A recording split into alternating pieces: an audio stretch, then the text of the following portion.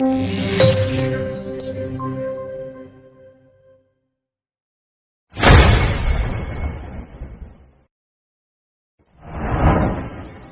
je n'ai jamais, vous voyez, la phrase que vous citez, ou le beau poème que vous citez, il est dans National.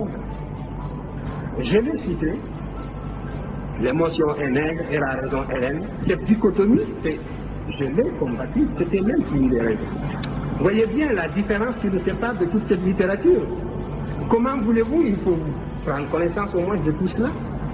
En tout cas, c'est en toutes lettres dans National où je montrais qu'il n'y a pas, d'une part, un monde blanc rationnel seul, auquel seul la vérité est accessible, et un monde noir fait de sensibilité et de réflexe de subordination. C'est contre cela que j'ai lutté toute ma vie. Ne venez pas me servir donc ces idées-là. C'est la preuve que vous n'avez pas lu.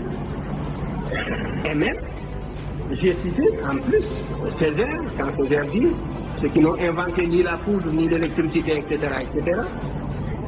C'était aussi un peu une littérature de la même veine, malgré le prodige poétique de Césaire, ce magicien du verbe qui est extraordinaire, qui vous envoûte. Mais je n'étais pas d'accord avec le contenu. Et je l'ai dit et il m'a compris.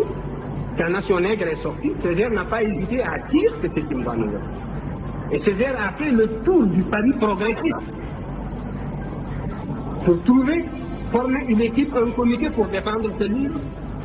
Tout le monde a fait le vide autour de lui, ce que j'ai écrit dans la préface de la dernière édition de Poche. Regardez. Dès que vous parlez de patrimoine culturel, la gauche occidentale et la droite se touchent. Et souvent la gauche est plus minable que la droite. Faites l'expérience, on vous accorde l'égalité abstraite, mais l'idée que des nègres aient pu connaître une promotion historique dans le passé leur est réfractaire. Ils sont réfractaires à cette idée. Et parce que leur formation intellectuelle tardivement acquise se situe à un niveau très superficiel, au niveau du cortex, au niveau de l'intellect. Mais la formation qu'ils ont reçue tous dans leur plus tendre enfance, les clichés auxquels ils sont habitués dans leur environnement d'enfance, les caricatures et tout, comme je vous le montrais ici, aussi dans le monde méridional, c'était l'inverse. Tout cela les empêchait, les rendait aveugles, n'est-ce pas, pour observer des vérités comme celles que nous leur opposions. Par conséquent, il n'y a qu'un seul salut, c'est la connaissance directe. Et aucune paresse ne pourra nous dispenser de cette époque. Il faudra absolument acquérir la connaissance directe. À formation égale, la vérité triomphe. Formez-vous, armez-vous de science jusqu'aux dents, c'est ce que j'ai dit à Obenga, et arrachez votre patrimoine culturel.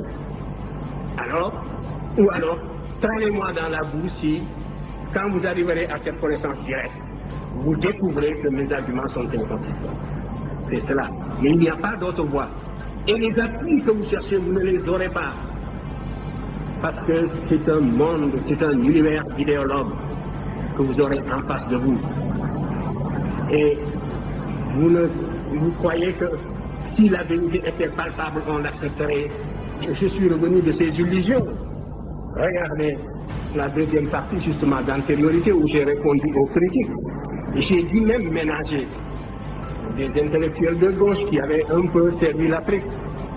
Je pouvais les scier en deux, comme on dit. Et ils ont vu que je me suis arrêté à mi-chemin dans mon argumentation parce que c'était catastrophique. Et ainsi de suite.